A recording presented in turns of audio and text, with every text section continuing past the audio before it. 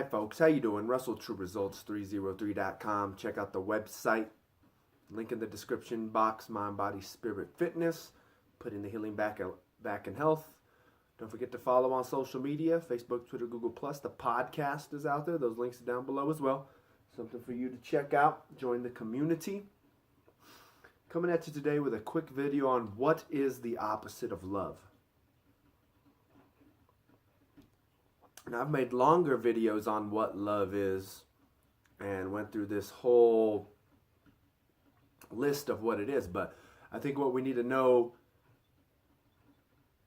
for the ability to love someone better, to love yourself better, is to understand what the opposite of love is. And I've had this discussion with others before, and I think one of the main ones that people come up with is fear, right? And that's usually what it's going to be for most people, is fear. And I don't think it's fear. I think fear is what prevents you from finding love, right? But it's not the opposite, because fear would be you're afraid to let someone in, right? You're afraid to let somebody know who you are deep down, your faults, your shortcomings. But that wouldn't be the opposite of love, right? That in no way, shape, or form is the opposite of love. That just means you're ashamed of yourself, maybe, or you're just someone who doesn't like to open up, and that wouldn't be the opposite of love. That would prevent you from finding love, is fear, right? So the opposite of love, though, we've got to understand, and I think it's said best in the movie Limitless. Not sure if you've ever seen that movie, but it's a while back. It's got, I think the main characters would be Robert De Niro and then Bradley Cooper, right? Those are the two main characters. Bradley Cooper's taking that pill to make him really smart. So all of a sudden, Bradley Cooper's getting high, more success and moving up higher into the company. And then that's when Robert De Niro kind of pulls him inside, right? And he goes, "What? Don't act like you're tough." He's like, you haven't married that first woman to get your foot in the door. You haven't been divorced like I have. You haven't done this. You haven't done that, right? You haven't married into the right family. You haven't had your first true, I guess it would be kind of, that deception of love, right? And what would that be then?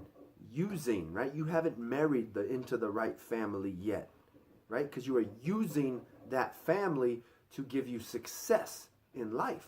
So the true opposite of love would be used, especially in today's culture, right? We have that throwaway culture where, I get a stain on my shirt, throw it away. This happens, throw it away.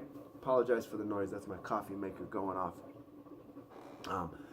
But in today's culture, where we always use something as a stepping stone to get somewhere further, and I think we've got to understand that's why love is so hard to find now, because people want to use you for whatever it is, right? They're going to use you to get ahead in life, to maybe elevate them socially, to make them look better, right? Same reason why men are always looking for the sexiest woman in the room. I'm going to go hit on the sexiest woman in the room, right?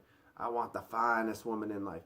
And there are a lot of beautiful women out there that are really good women. And there's a lot of beautiful women out there that aren't that great at all when it comes, intelligence, personality, things like that. But there are beautiful women out there.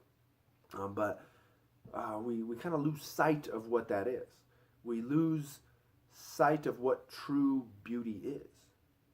And I think we ourselves hold our significant other to such a high standard that unfortunately it prevents you from finding the person that you were meant to be. That's the equivalent of like that person that's a 4 or a 5 trying to find a 10 all the time. And it happens, I'm not going to say that's a good thing or a bad thing. But I think once we understand what the true opposite of love is, and a majority of the time it's being used, and not a majority of the time, it is being used. And that's a theological That's a theological explanation, definition of the opposite of love. And that was coming from Pope John Paul II. For those of you who don't know, the Catholic Pope, the priest. And I think we've got to understand that's what the opposite of love is. And that's why you're not finding love. That's why you feel unloved, because you can feel you are being used within your life by those around you. And that's what you need to understand. And you're probably using others. And if that's the case, then we ourselves need to reevaluate our relationships and ourselves and understand what is bringing negativity into our life and what's bringing positivity into our life.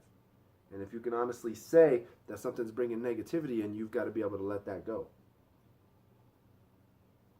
So there you go. The opposite of love is used, not fear, not sadness, not hatred, not whatever you can come up with. It is used, especially in the culture that we are in today.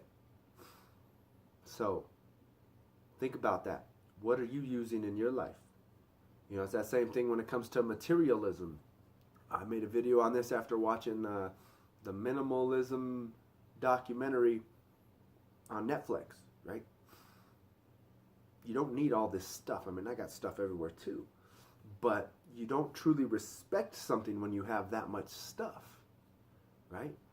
You can truly respect something when, it's limited.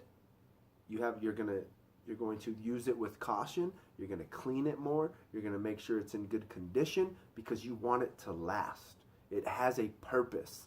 And if you are just using something a majority of the time, that purpose is short-lived. And eventually, you're going to just throw it away like everything else that we do in life.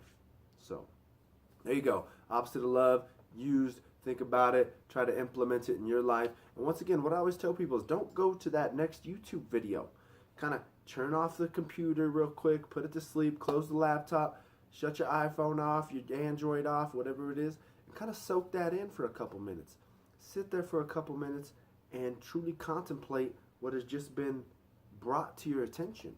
And if you do that, you will have true value on the time that you just spent instead of just going right to the next video. So, once again, I hope this helps. Don't forget to follow me on social media, Facebook, Twitter, Google+. Podcast is out there. Links down below. Subscribe to this channel.